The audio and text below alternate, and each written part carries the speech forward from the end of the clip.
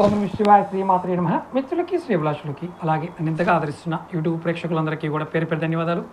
మిత్రులారా, మీ అందరికీ పరాదేవత ఎల్లవెల్లలా మీతో ఉండి మీ మనోవాంఛ నెరవేర్చాలని మనస్ఫూర్తిగా కోరుకుంటున్నాను.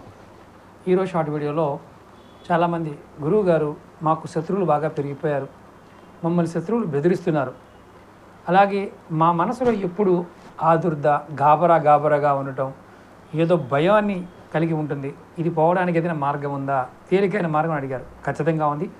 తంత్రశాస్త్రంలో ఈ ఉపాయం చాలా విశేషమైన శక్తి కలిగి ఉంటుంది. నిమ్మకాయ. మీరు ఎవరైనా సరే ఇలా ఇబ్బంది పడుతూ ఉన్నవారు, శత్రువులతో కానీ మనసు బాధగా ఉన్నా కానీ గాబరాగా ఉన్నవారు నిమ్మకాయ రసాన్ని తీయండి. ఈ నిమ్మకాయ రసంతో మీరు దగ్గరలో ఉన్న శివలింగానికి అభిషేకం చేయండి, అంటే శివుడి మీద పోయండి. ఇలా మీరు ప్రతి సోమవారం నాడు చేస్తూ ఉంటే మీకు శత్రువు అనేవాడు 5 సోమవారాల తర్వాత తొలగిపోతాడు. ప్రయత్నం చేయండి, మంచి ఫలితాన్ని పొందుతారు.